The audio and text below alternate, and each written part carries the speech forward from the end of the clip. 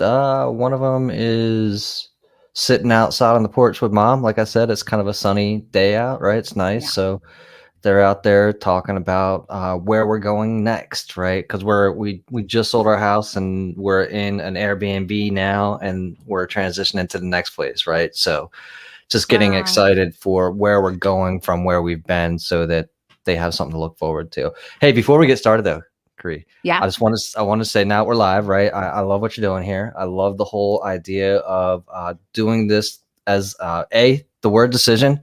It's a fun Mm, word, right? I yeah. think a lot of people don't dig too deep into the word itself, and I didn't really until Bob Proctor. I got to give him credit for like making me just pay attention to the word decide, right? And just Yeah. kind of what that means, and then how you're doing applying it through a lens, right? Because I think a lot of Yeah. people they feel like they don't see it as a lens. Whoever they are, wherever they're from, they just see that as themselves, and they don't understand that you and we are like walking filtration systems. Everything that's coming in, like we have our own set of specific filters or lenses and how we're going to look Mm, through the world. But you're saying here, you're like, let's do this now as humanity as stakeholders. Let's do this now yeah. as your last month and whatever you're going into next month. And the other part that I love about what you're doing is you're doing it on a global scale, right? Yeah. Uh, Another thing that we do often is like we expend a lot of energy on a micro scale, and it takes the same amount Mm, of energy to do that at a global scale, right? It just it depends on where you want so to focus. does. So I want to say thank you for what you're doing, leading the way and getting other people to just engage the way that you are, having these raw, honest communications, right? And sharing that, on a global scale. It's really cool. And thanks for Thank having you. me. I Yeah. so appreciate you. And I appreciate you being on the table today because, these are literally just conversations. And I think that it's so easy for us to have set up interviews to go, this is what we want. But how do we keep evolving if we do that? And I think you bring up such an interesting point around the whole concept of it doesn't take any more energy to think beyond our own walls and to think even global. And I know for lots that's kind of a scary word, the global. Why is it not so scary for you? Oh, it is. Right? Okay, good. Good. It's only scary when you think of it on a global scale, right? And if I so choose, though, I can go ahead and say, what about if I think about this on a universal scale, right? What if Yeah. I can, reduce this down to a size, right? And Yeah. kind of do it by reductionist, or again, right? Just kind of take a look at it and remind myself that, quite honestly, I hadn't thought about it for a while, like. Uh, what I've been doing is I reach out on a global scale myself, Mm, but making that intentionally global. I'm doing it unintentionally, right? yeah. But if I go ahead and I put the global intent behind it, Yeah. I'm doing exactly what you're saying here. It's a different lens, right? I'm Mm, applying it's a totally different lens that's being applied. So it's scary to think about if you've never thought about it before. It's scary to yeah. think about if you've never stepped into that space before. But once you kind of head into that direction and you realize, like, for my first podcast, right? When you Mm, first get involved in going global, or pressing that send button that goes out to literally anyone in the universe who could figure out how to connect to the internet could hear you speaking yeah. and hear like your message. The first time you press send and you don't go up into a ball of flames, that gives you a little courage to send out the next one, Do you right? ever have those moments where you literally go, okay, I've got to do this. Oh, I don't really want to do this. I've just pressed it. Like 100%. I literally have done that so many times in my life. Yeah, yeah, all the time, all the time. I mean, I do it And with then I I walk do it at away. work. I do it Yeah. at work. I'm like, I try and second guess like emails or whatever. I'm like, does this sound right? Does this send? I mean, what are you gonna do? Like at the end of the Yeah. day, like I don't know, I'm sorry if I offended someone, but at the same time, I'm just trying to do my job, Yeah. whatever that is. There's no malintent behind it, right? And press send. Worst case scenario is you don't get to do it again. So then if you think of it through that lens, right? Like all we're doing is going, hey, instead of thinking just maybe our walls or even just our little sphere of influence and we think global, then why is it so scary for us to even to consider that or intentionally do that? Why do you think we, and yourself included in this, have not done it intentionally? Well, and I'll, I'm going to reference a lot of just, the only thing I can do is my own experiences, right? I'm going to reference a Exactly. lot of that. When I first did my first podcast, I had the kind of the same question, right? And I was working with a coach then, and I was like, well, what gives me the audacity to be XYZ authority in this space, right? Yeah. Who gives me the permission to, who's giving me the permission to do this? And he's like, you do, right? And that's true, right? So you get you give yourself permission to be whoever you want to be, do whatever you want to do, and step into whatever space you're willing to step into, right? I don't know if I've done it for a little bit, but I would introduce myself on the podcast as the voice of a generation, right? And I did it for a while, and I still do it. But the deal is, and I always call it out. I'm like, you know what? I call myself the voice of a generation. Yeah. Nobody's ever refuted it. Nobody's ever sent me back an email that says, no, you're not. Right? Nobody's ever said, hey, no, you're not the voice of a generation. You can't be the voice of a generation. So just by invoking like my own authority to go ahead and go do it, right? I get to go ahead and do really it. seriously relate to this side of it, because I remember when I was like, actually it kind of started even further back. I remember when I was like, I went into business. We were already running a company, so it wasn't like, and in fact, that was a business at that time and not a company. And then I swapped it over to a company space. But I remember when I went first into that, and I was like, okay, not a problem.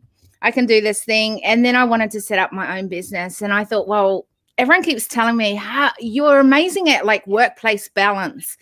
And the most boring conversation, really, honestly, around. But like I went into that and worked with women entrepreneurs. You're a woman, you can work with entrepreneurs. There we go. There's a perfect niche for you. And I was like, okay, cool. Sounds good. And I remember doing that and being so frustrated, and I nearly killed the woman that I worked with, because a lot of them were very, very, and beautiful women, don't get me wrong, but I was trying to do things with them that they weren't ready for. And in the same way, they were like still worried about the same things a year later. And I was getting frustrated. They were getting frustrated. We were not the right fit at all.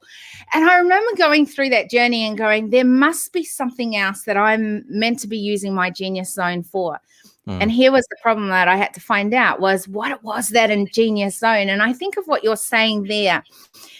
And I wonder if it's because we go through that space of imposter syndrome that many speak of, right? Where we go, we could be doing this, we want to own that, but are we really truly that? And I think for me, the journey came out of that going, okay, everyone keeps saying, and I always find myself in leadership, I guess I should be in leadership. And then I was like, I don't really like where leadership's going, so I don't want to be known as a leader. And that was where I was challenged. Okay, I don't like it. I don't like where it's going. I don't like what it's about. Maybe I should step up and become a leader of what I actually really like and think that is absolutely what leadership should be about or could be about or whatever that is, right? And I remember going through that, and then I was like, okay, I'm in leadership. I'm going to own that, and be there and be a part of it. And then I went to that next space of going, I really feel that I have something to add to the global leadership space. And boy, did that moment go where, who am I? What am I about? Why would I even consider to be in that space? And I just tiptoed in there. I checked it out and realized that it was very, very easy for me to have conversation in there. I even had laughs. I enjoyed myself there. And I just said one day, and I looked on the internet and I said, who is owning global leadership landscape, in that space? And I always thought people like, maybe an Anthony Robbins or a, like some of the greats that we've known for a long time. They don't actually own the space of global leadership. They own the space of many different titles, but I never saw any of them come out as global leadership. And I thought, what if I could just kind of own that space and go and work with leaders across the globe to see how we can change the global leadership landscape? That would be pretty cool. But let me tell you, that imposter syndrome, whew, who am I to speak in that space? But I realized there were a lot of, and it's something I'm dealing with on a daily basis right now. And that is, a lot of people want to be doing some of this stuff. A lot of people want to see the change happening. But not many people are going, pick me to be that person, to bring that change, to step into that space. And I figured, if not me, then who? If not now, then when? No, And 100%. literally that became the thing. Yeah, no. I love, you know, so you talk about imposter syndrome, right? And to me, I think the reason that you're going to feel like you're an imposter is because you're trying to emulate somebody else and not yourself, right? Oh, good point. Right. Like that. Mhm. You know, and then the idea of somebody picking you to be a leader, that's okay. But by definition, leaders kind of appoint themselves, right? And they kind of step up themselves. They don't wait to be picked, right? They identify themselves as a leader. They do what it takes to lead. Therefore, ergo, they lead, right? You're not following somebody else's path. You're creating one. You're blazing one. But I think that's where the problem was. I didn't want to pick myself. I would pick you over me any day. That's you know, that's probably, you know, I'm going to assume that you've been taught to be humble, to be grateful, not to stick your head up, to be humble, like, you know, all these other things that we're taught. Yes and no. Yeah. Yes and no. Yeah. I didn't like the attention being on me. Why not? I'd rather it was on you. Well, I mean, you know, why not be on you? Because then there's a responsibility. But I mean, as a leader, you assume responsibility, right? That's but I don't know that I wanted that responsibility to be mine. So where's that leave you? Yeah, exactly. Right. Yeah, So it left me going, I don't want to be this. And it took me a while to own the space in that way. Right. And so I think that that's the interesting piece is, you know, it's easy for us to go, it sounds good. I'll let someone else do it. But the problem is that someone else isn't stepping into that space. Or if they do, they might not do it the way that you could do it. And I think that challenged me because I wasn't seeing other people step in it. And when I did see them step into that space, they weren't doing it in a collaborative way, or there were pieces missing that I go, or maybe they weren't even using the lens of humanity as stakeholders.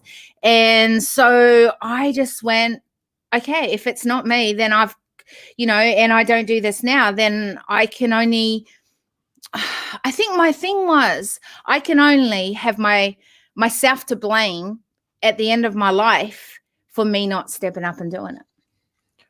Well, yeah, sure. Right. It's the whole, you're either part of the problem, part of the solution. Right. I know it sounds so but here's the thing. This sounds so, I get it. And I had to step up and I did it. But in your case, why did it take you that moment to stop and hesitate to not just own it straight away? And I think that this is what I would like to pull out from it. Well, it's so I work in like you know, kind of the spiritual domain, right? The awareness domain, the expanding consciousness domain, right? Which is, you know, works really well with flow state, right? The flow state conversation. I'm sure you're familiar with that space, right? So, you know, with each kind of each level of awareness or each expansion state, right? You start off small and your ring continues to expand as you evolve, right? So I stepped out beyond what I was comfortable with, and I let it grow. And there's the opportunity to shove it and rush it, or there's the opportunity to, you know, just let it grow and flourish, right? Like you know, I go between like the whole Buddha's got like that squeezing the rosebud thing, right? Like, just if Tell you me more squeeze, about that. well, I mean, if you squeeze the rosebud, right, that doesn't make it flower any faster, right? If you take a rosebud and you squeeze it, that doesn't you kill it, you smush it, right? You're not helping it along.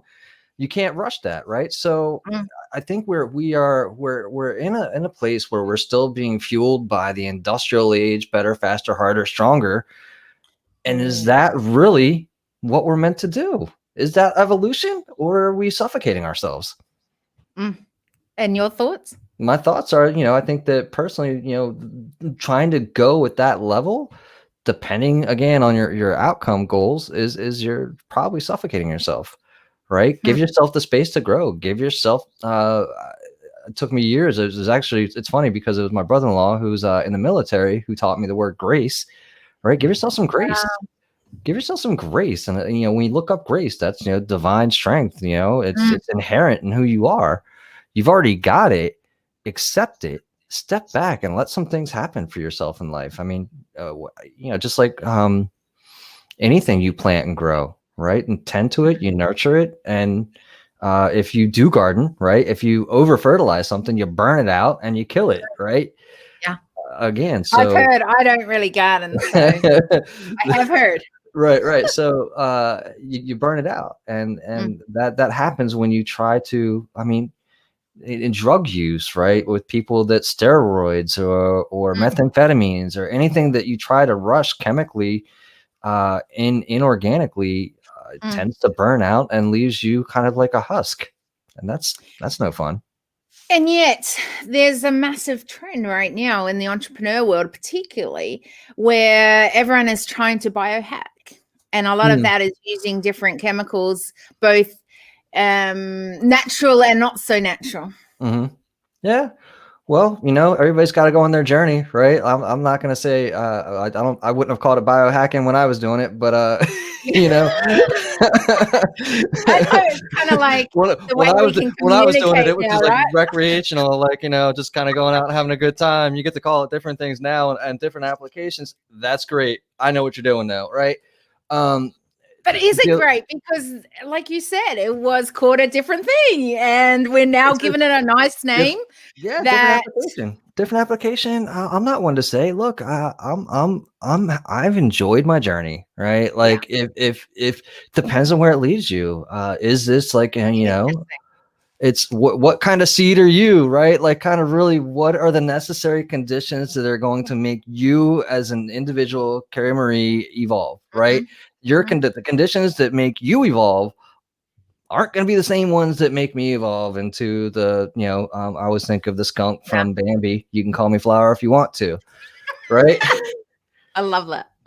But here's the thing, and why I bring it up is less about right and wrong in that question and more about, are we actually, not creating environments that are okay to be doing it differently? Because I think when we talk about suffocating, that's where I go. Right? Is that suffocating? We're suffocating as a human race because we are not allowing others to have experiences and then bring those experiences to the table. Right. Yeah. No. Right. So what we're experiencing generally as a human, what are we doing? We're doing it through the lens of humanity, right? Through the lens of humanity, what we're experiencing really is external pressure. Yeah. Right. Versus allowing our internal expression. Right. So if you think about it, that they're going to have similar results. But one is forced, right? By, the external pressure. And again, just kind of comes out in an anxious, desperate way by pressure. But if you figure out kind of who you are and you're true to yourself, then you have the ability to express yourself as a human, bring all that to the table. And if you do that in a way that is, true to who you are, look, nothing good ever comes out of fear. Nothing good ever comes out of desperation. Timelines are great, sure, to get things done and have goals and that kind of thing. But is that really bringing out the best of who you are? Okay, so I question that. Nothing comes out of fear. Do you know what? Fear has meant that I have pushed towards something that wouldn't bring that to happen again in my life. And so fear was actually my trigger to go, I don't want it ever to happen again. And so I changed or disrupted that pattern. So in that case, I would say fear drove me to actually make a better decision. Sure. No, I mean, look, so fear, I liken it to instant replay, right? Like, and the fun thing about the instant replay is that depending on which team you're rooting for while you're watching the instant replay, you see it going your way. You keep changing the view and the angle until you see your play, your angle. And fear is the same thing, right? You've got two options. You can keep playing it until you stay away from it, or you can keep playing it until you see it at the angle that works for you, and you dive in for it, right?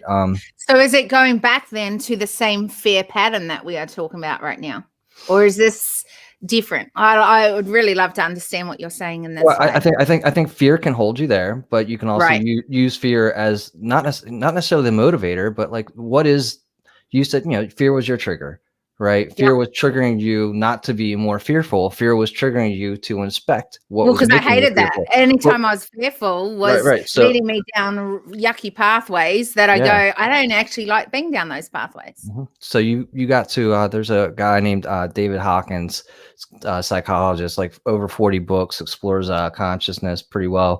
And he's got like are you familiar with his work? No. Yeah. So it's he's got like this ladder of consciousness, right? It's like logarithmic, and it's 0 to 1,000. Like, fear is kind of, obviously in the lower rungs, shame, etc. Yeah. And then you get to 200, which is courage. And once everything below courage is, distasteful and just kind of low vibe, right? Yeah. For lack of better terminology. Once you step into courage, once you start taking some of those steps, like you're talking about, once you stepped into leadership, and you did it trepidatiously. You said tiptoe, right? You tiptoe because you're not so much leadership. I just needed to make a decision, and I didn't want to make the decision.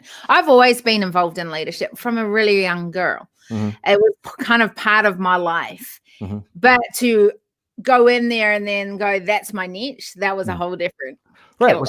So you took a courageous step, right? You let go of the shackles of fear, right? And you took that step into courage. And since you didn't kind of go up into the ball of flames, since you didn't incinerate, you got to explore that space. You didn't do it in desperation. You did it because this was a decision that you were making for yourself to explore yourself and the application in that space. Yeah, interesting. I would say that with global leadership space, yes. In the case of just leadership, I just didn't want to go there. It wasn't fair. I just didn't like leadership. I thought it was, I don't look like every other leader. I don't sound like every other leader. And I definitely don't do it the way that lots of leadership has been told. Here's 3 things. And tell you how to be a leader. Like, that's not my jam. So I didn't, it was like going into a tribe that I didn't feel a part of at all, and I didn't relate to at all. What was your perception of leadership that you didn't like? Well, it was actually what I'd been involved in for many, many years through many different pathways. I had seen a lot of around leadership that I didn't like, and I didn't want to be a part of that. And I thought if you had to be a leader, you needed to sound like a particular way. And I was like, I don't think it's not aligned with who I am. Right. So, maybe it wasn't your perception. It was your experience in the leadership space that you were involved with that you didn't like. But that's, in my mind, right, not leadership as a whole, because leadership to me, it's different than that, right? It's not what we've been taught. It's not what we've seen. And it's not, you can't, leadership has wonderful intangibles. I agree with you. Like for the longest time, like 99% of my life, I'm like, I don't want to be in management. I don't want to be a leader. That's a lot of responsibility. Who needs that shit? I'm not down with that. I don't need that. Right. Yeah. But then when you get the opportunity to say, okay, what if we break that, what if we break that paradigm of what all these other leaders have ever done in their lives? It doesn't fit who I am. And to your point, what about if there are gaps that you've identified? You were saying you identified gaps. Somebody wasn't taking care of that. And you're like, I can't convince these, fools over here who are leading in this way, who won't recognize it through the lens of humanity, right? To cover these gaps this way. And I've only got so much time left in my life that, you know what, this is going to be what I do. This is my purpose. This is my calling. And you know what? The rule book for this space is being written by me. And that's what I see what you're doing. Yeah. It's funny because I didn't think fools. I just thought I don't want to be a part of that, because if I am a part of that, then I'm going to be doing that same thing. And I don't really want to be doing that thing. So I kept away from it. It's interesting. Like, I've seen some great leaders, by the way. I've worked with some great leaders across the globe, and so I had seen that from a young age. I just didn't like all the rest of it. And I thought that it sounded like too much effort, and I'd rather just be doing my thing quietly. Many people used to call me the secret sauce, and I had the choice to stay as a secret sauce. And I remember that crossroad when I had to go, am I going to stay the secret sauce, or am I going to come out and literally come out and, engage and be and stand strong as a leader? Because I think as a leader, and we keep going back to this. We've talked about this quite a few times already in this conversation, but there's a responsibility. And I don't know that I wanted that responsibility to help be part of that change in the gap. And the funny thing is, I see it a lot right now. I see a lot of people who are beginning to realize that there's an awareness, a consciousness, that there is the need for change, that for things to be different, for us to realize that maybe we have to come to the table as humanity first rather than last, and in all our decisions. And I'm seeing it. I see amazing, awesome humans that are willing to want to get curious around that and to start stepping into it. What I'm finding, though, is that when you're stepping into it, there is a responsibility, and that gap is still extremely wide right now. And that is an interesting one. What's the gap that you feel like you've identified? Or gaps? So in that case, it's the gap from awareness to taking ownership. And what's that mean? Like, I mean, whatever that is that's meant to be happening. And well, that's the great question. Like, if we go back to individual, that can mean different things for different people, whatever you're meant to do. And some are taking it up, or some are following. I mean, I have so many conversations on here of a lot of people realizing that they're just doing it because that is what has kind of been the norm, or is the norm, or expected of them in society, or the systems they're a part of. And then there's the other side of it, where there are people who are going, I want to do this differently, and I'm really busy at doing what I'm doing at the moment. I'm going to get to it soon, but I just need to do this right now. And then there's others that go, I love the fact that you talk about the global space. We talked about this at the beginning of this conversation. And it's like, but that's kind of too big and scary. And I'm just dealing with what I'm dealing with in the sphere of influence that I'm doing in my own little community. And it might be a really big community, by the way. And that's okay, except that if we are to change what is happening on a global landscape from problem to solution, then it's going to take us as a collective to begin to take ownership. And that is the gap that I'm seeing really massive right now, is that we know, and people are saying yes, that they want to be part of that change, but then the ownership is an interesting piece. Yeah, the action, the community, I wouldn't call it an uprising, but how do you display that, right? How do you what is it that you do for that? And I think that's huge, right? I mean, look, for myself, example, I would gladly say that, there's things I want to do, but it's like, oh, now's not the right moment because of X, Y, Z, right? Yeah. I could probably put a tag on that and call it fear, right? I could put a tag on that and just call it lack of knowledge. I could put a tag on that and say, I wouldn't call it like imposter syndrome, but like I would say, well, who's going to listen to me, right? Type of thing. For example, like even putting the idea of putting a retreat together, right? And it's like, well, I better come up with a business plan, and oh, what's that going to look like? I got to put all the documentation together for like somebody to appreciate it and like get the loans or do whatever. Yeah.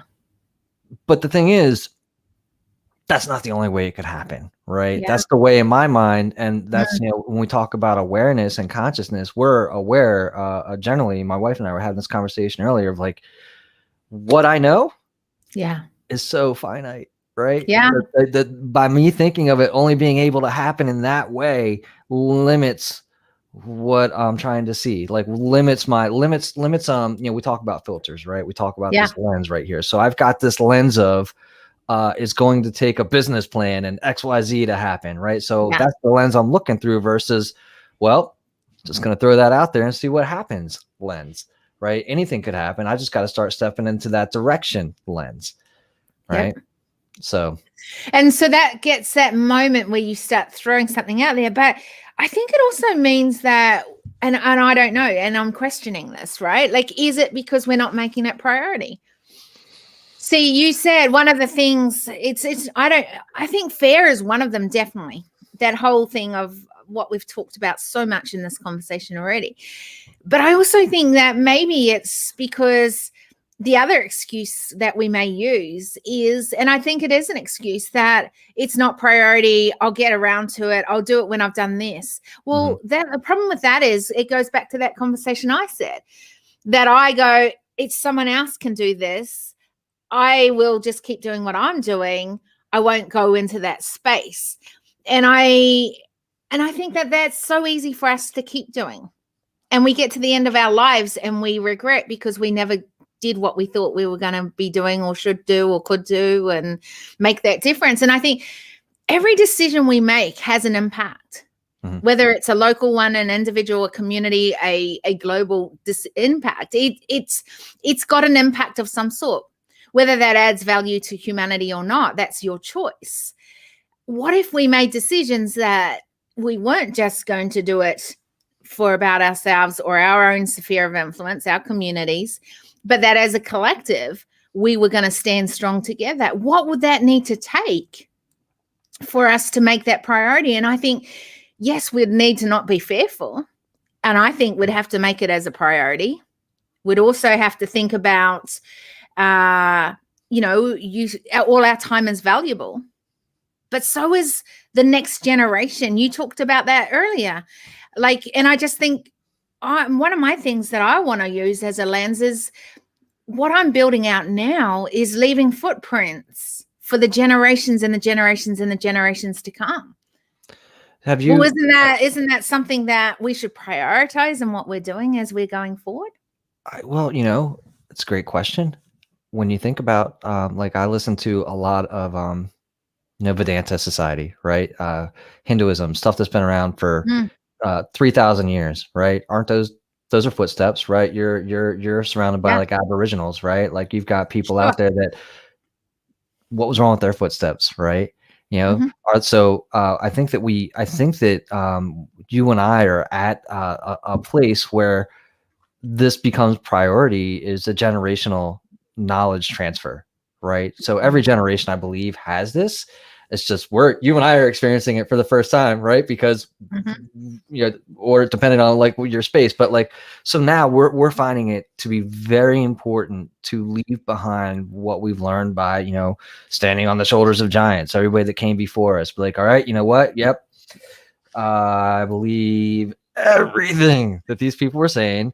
And here's kind of my translation of that through, my filter, my lens. Here's how, this generation has been able to perceive it, to hand it off to the generation behind us. Right. And I think that that's kind of where, you and I are, is general knowledge transfer. Yeah. It's interesting because and I think that that's the interesting piece, is that I don't know that I do believe everything about every giant that I, stand on the shoulders of, and I don't think that everyone needs to believe everything that I believe. I think that that's a norm that we're used to. If I follow you, if I'm connected to you, I must love everything about you. Oh yeah, I don't want you to. Like if you loved everything I did, that'd be great. It'd be weird. But then there's going to be things that I do that that aren't going to be in alignment with who you are, and that's Yeah. that's part of humanity, though, right? That's Correct. But this is what I want to bring this point up. Wasn't because I was disagreeing or agreeing with what you were saying. I was merely bringing it up because I think that maybe if we go back to what we just said before, that this is part of the reason that it's not prioritized is because we think we have to believe everything that that person's about or what they're saying, or and maybe it's less about that and going, but we believe in humanity. Mhm. And we believe that we want to see humanity going forward. Yeah, I mean, I know I want to see humanity going forward. I know, but do we say this? Do we, you know, do we show that this is a norm that, and I wonder, so that's where that conversation comes from for me is I question it, because if it was priority, then we would be stepping up and owning this space. I All mean, of us. it's I would have to say that it's becoming priority. It should always kind of be priority number one, Mhm. right? But somehow and throughout time, of course, the history, right? I point my fingers a lot to like in industrialized nations and you know, corporations and needing to make a profit, you know, making that number one. I mean, I just watched that movie called Dark Waters last night about DuPont, where, you know, hey, you know, for over 40 years they knew they were poisoning a whole community, but Mm. let's just go ahead and keep doing it because we're making millions of dollars, right? Where does that make any sense to anybody, right? Like, Yeah. who's the guy? Who are people that think that that makes any sense? And at the end of the movie, you know, they said they're like, well, you know, Teflon is kind of like some indestructible man-made chemical that, you know, stays in human bodies for your entire life. And they're like, oh, there's like 600 other ones that, you know, that are out there that are in court, right? It's like, how is that evolution? How is that, to your point, you know, putting humanity first, right? Mm. What is it that you're putting first, right? You can say that you're creating jobs and giving people a living, but what's the cost? Yeah. And I wonder if that's the bigger question. What is the cost? We're paying it. I mean, we're paying it now. You know, Mm. we're seeing it. Some people, when they, you know, when they figure things out, they think it's a great industrial advantage. They think that there's benefit. You know, 20 years later, you know, what is it? The Romans, right? And when they drank from all the lead glasses and got lead poisoning and died, right? You know, sometimes fancy will kill you. Sometimes the next thing that you bring up that you think is a benefit to everybody is a detriment. Asbestos, right? I remember when we were looking for our first house, the shingles were made of asbestos. Like, yeah, you could buy this house, but the shingles are made from asbestos. I'm like, what? Right? Why is that even still allowed to be on the building if you know that it causes, It's crazy. right? So, yeah, it's tough. It's tough. We think that a lot of the things. I mean, I can see both sides of the people that are freaking out about 5G, right? You know, look, we've got radio waves going through us. Just because we can't physically see them with our eyes, does that mean that we're not impacted by them? Don't know, right? But I think because we're not bringing this and we're not questioning a lot of these things, that we then go around with our eyes with shutters on. If it's not, if we don't know about it, it mustn't be a truth. And I say this a lot. That whole phrase of I don't know what I don't know. And then I go, yeah, but you don't know what you don't know. But when you do, there's a responsibility. And I think that we forget that piece. Well, yeah, look, And we're not asking questions because we don't want to take responsibility necessarily, or there's a fear that if we ask questions, we'll have to go in unknown territory. Yeah, I always make the joke: you don't ask questions you don't want answers to, right? Yeah. Right. If you find out that you generally, you know, you ask a lot of questions because you're afraid of what the answer might be, and you're like, ah, shit, and then you're like, well, all right. You know, people still drink, people still smoke, people still do XYZ. That just because you don't see the daily ramifications and buildup of it, right? And we're only doing it in, you know, if we're lucky, like a 60, 70 year time span. We're not going to see the next 500 years impact. Yeah. Right. Yeah. We're like, well, I hope I make it out of this one alive. And that's really our game, right? Like, you know, and I got a news flash. Nobody makes it out alive. Right. So kind of, and you know, look, you're I think you call it like through the stakeholders too, right? Like, where do you want to put your stake in the ground? Yeah. Where do you want to stand up? What do you want to stand for? What's important to you? To your point, if it is a priority to you, then what's the, you know, you're in this space, right? Like, you know, what shows up on your calendars and what you give your attention to is those are your priorities, right?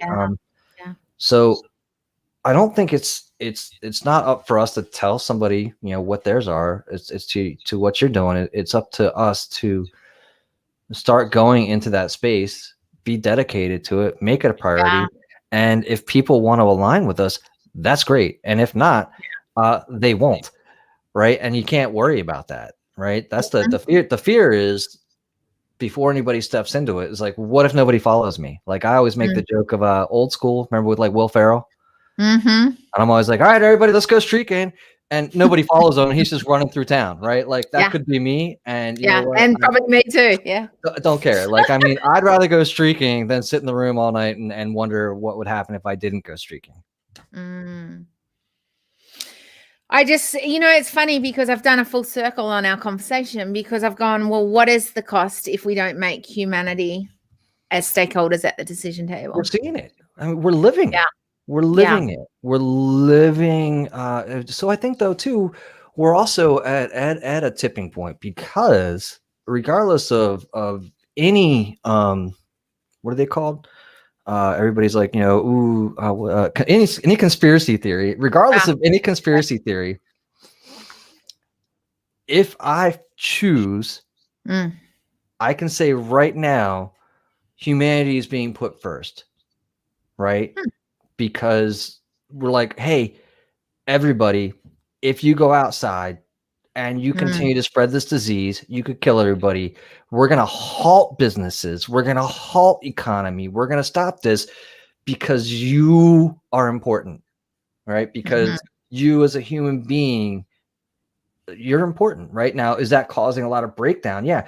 And the reason it's causing breakdowns is because nobody knows what the hell to do next, because we've never been in this situation before. That freaks everybody out. Maslow's hierarchy of needs, right? Like, if you don't have a continuum, if you don't have like a, you know, consistency, if you don't know what tomorrow is going to bring, you're freaking the hell out, right? That's where we are right now. But we're on an uncertain pathway, and that's where people are afraid. The fear were comes we back ever on a certain, we were deluded, in my personal opinion, into believing that we ever had certainty, right? Exactly. So what this is doing is it's a shakeup to say, oh, whoa. And it's an opportunity for everybody who's been shooken up to really take a look at where you spent your, let's say you have had a job for the past 15, 20 years at some XYZ company, shut down because of COVID. Really makes you take a look at what you've dedicated your life to and for what, and then say, where do I want to focus my energy on next? Because guess what? We live in an amazing time right now. If you could ever find yourself, if you could ever find yourself in a more amazing time, space, or place that we are currently aware of, where would you rather be? I think we've, you know, I'm pretty, you know, Elon Musk and somebody else, there's plenty of satellite internet out there that the latest one is really pretty awesome. So you can go globally, live globally. You can also go intergalactic right now too. Well, nobody's offering me the ride, but you know, you can intergalactically and still connect to the rest of the world and still give value being who you are versus who you think you should be. And this is amazing. I think that's the connection, though, isn't it? Right. Again, because we grow up. You know, we take the authority of our grandparents, our family, our parents, commercials, teachers, whatever. Everybody else in us is an authority other than us, right? Because I mean, hell, we burn our hands if we don't listen, right? You know. So we take all that in, we stuff it all in, and we're like, all right, well, let's go out to the world with all this that are, these 5 people in my entire life have ever told me with their limited experience and knowledge, right? So we're vastly unprepared for what's real out there, and we think that we go. Look, I went to work for money. I don't care, I don't care what anybody else went out there for. Yeah. Longest time I went to work for money. Yeah. Right. I didn't go to work to add value. I didn't go to work to, rich dad, poor dad, learn X, Y, Z. Right. But now I've understood the difference as I've grown and applied some of this stuff. And this is the stuff I'm teaching to my children now. Right. So now's the opportunity. And if I choose, and if anybody out there chooses, that's okay to be the best goddamn parent you can be. Right. Agree. Pass that on. If your global impact is raising strong, amazing humans, and giving them the ability to look. I mean, how many lenses have you created so far, Karen Marie? Like, how many lenses in the shows, right? So next month's going to be another lens.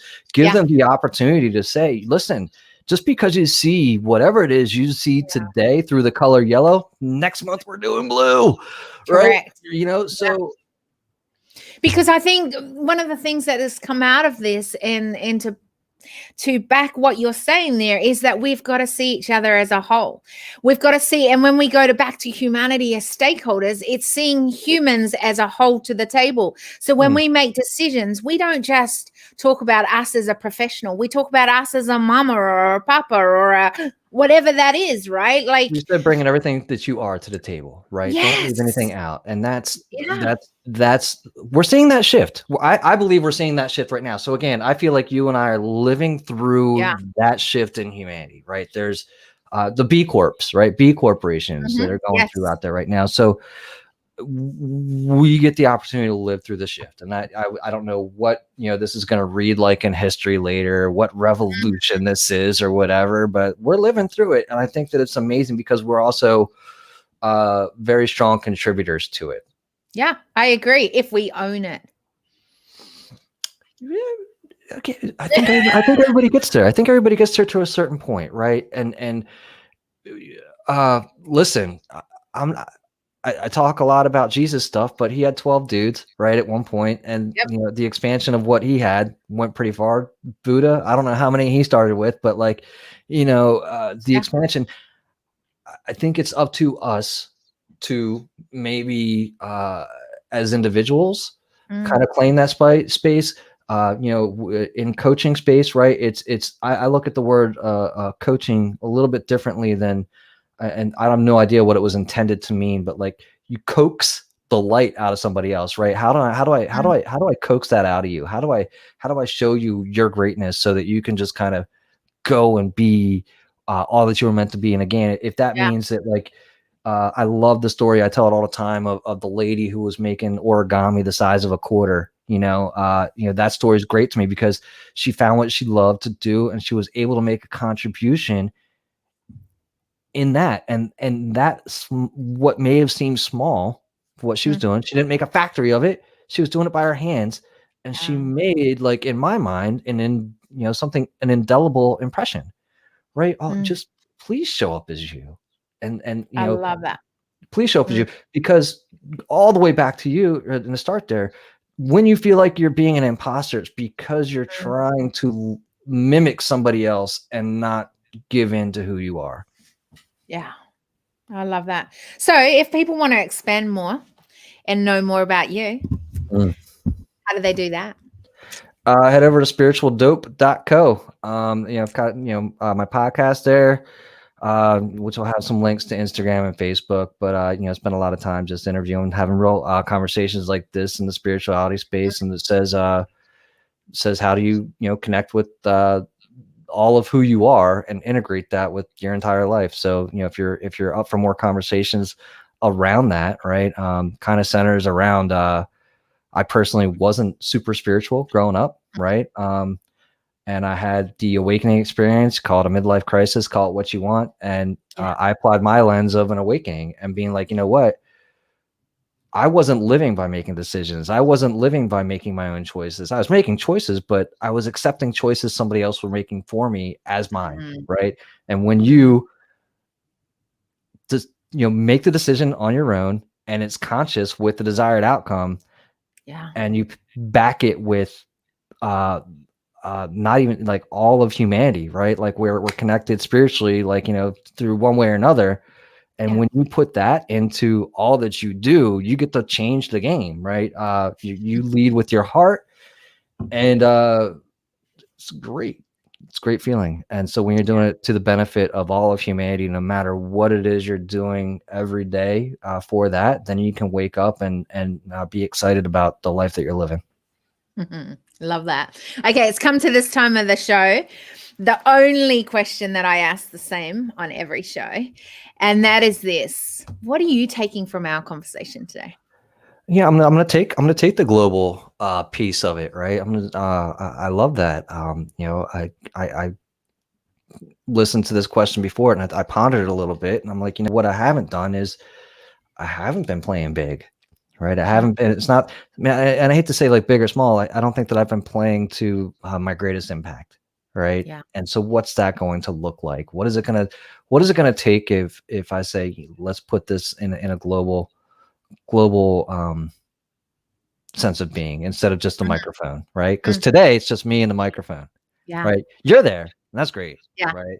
But what happens if I speak into this microphone as though it's a global intent? What do you think might happen? I don't know. I get, so I kind of look at it as in, again, if when you go to Google and you type in local, right? I type in local, I get a very small sphere, right? I get what I look for, right? So if I go into Google and I type in global, I'm going to see a globe, right? So what I think will happen is, I'll start to see things globally, right? Versus locally or even microscopically. So my thought is that, yeah, exactly it. I'll see it on a global level. I love that. And I think the whole global conversation is an interesting one, because what makes up the global is the individual and the local and the communities. And that makes us up as a global. And I think that if we can just narrow that gap between us as an individual and us as global, that there begins an awareness of what could possibly be a change, and how you can be whatever that is that you're meant to be in that change, and bring that change across the globe. And I think that that's where we go, what this global space feels like what I know and what I can add value to, and that I can be part of the change that is needed across the globe. And I think when you can do it that way and think that way, it changes and narrows the gap from this out there big thing that feels so scary. Well, I love that, you're bringing up the idea of you can show up and bring value, right? And a lot of people think that you've got to understand that bring value doesn't necessarily mean that you bring money. It doesn't necessarily mean you bring a business sense, but it means you bring a continuation, or you enhance something that may already be going on or whatever, right? Exactly. And sometimes bringing and adding value looks like shutting up and supporting the person you're standing next to, right? How can you support something by adding nothing? Yeah. Which and I say that, I forget who it was I was listening to, but they were sitting in like a boardroom or something like that. Somebody gave like an answer, right? And then they asked the room if there was any other things to add on to it. Somebody else added like, oh yeah, but you forgot, yada yada. They shut it down. They walked out the room, and the person's like boss or whatever, like, what, sometimes half an answer is okay. Like, right, like just let it go. You don't need it was enough, right? So to recognize also what is enough is adding value. Is it enough? So I think at some points, and again, this will go all the way back sometimes we're pushing ourselves and suffocating ourselves, not necessarily to because it's not a priority, because we think we need to add more to something that's already enough. And I think that's what I'm taking from our conversation today, is that for us to add value, we have to come as who we are, and that's enough. 100%. But what I want to see is us knowing that we are who we are and that we add value, and that actually we add value more as a collective when we can come together like that. And I think that's what I'm taking from our conversation today. Love it. So if we were to leave people with anything today, what is it that you'd want to be leaving them with? A bag of cookies. Yeah. Sure. What kind of cookies? Whatever your favorite cookies are today. Like, I'm thinking like I've always been an oatmeal raisin peanut butter kind of cookie guy. So, you're talking about those kind of cookies? Those kind of cookies. You know what? Nah, man. Or digital dust too, for sure. For sure. Leave us with something we can find later. You know what? I think we covered it, right? You show up as who you are. But don't let somebody else define that for you, right? Ask questions that help you to understand who you are, because it is very challenging. We are the forest and the trees type of thing. We're stuck in the weeds, right?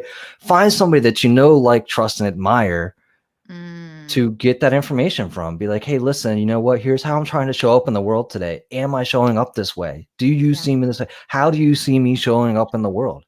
Again, using your lenses, like, this is the lens I'm trying to be seen by. Is this how I'm showing up? And if somebody comes back to you and says no, and like, and trust them, be like, well, what have you done to show up in that way in your life? And if that works for you, great. If it doesn't work for you, that's also great. Then you know that it doesn't work for you. Don't stop trying to figure out who the hell you are, and you're on your way.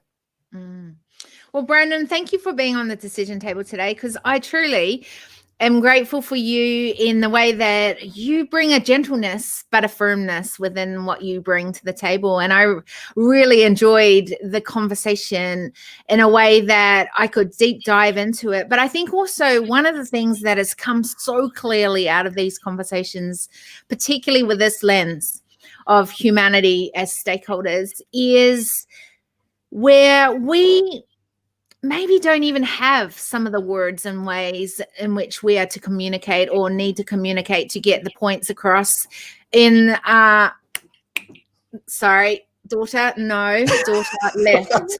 No, serious. We're going to have this argument right now. This way, please. Thank you. Right in that moment where I'm just about to finish. We got to love this. I was bringing humanity together and you ruined it. No, this is my life. Real. And she was going to go out a way that would have made a lot of noise for us right now. So anyway, as I was saying, please go in the elevator and right now.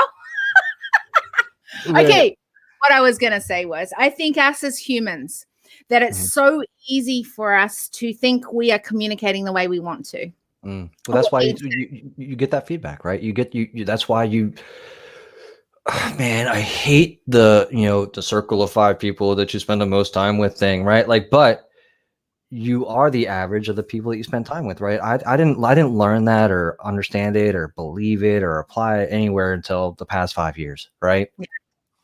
But if I look back, I can see that that's true, right? Go be with people who challenge you. If you're the smartest person in the room, you're in the wrong room. Yeah. Right. Go with people who and get their feedback. Do you want to be like that person?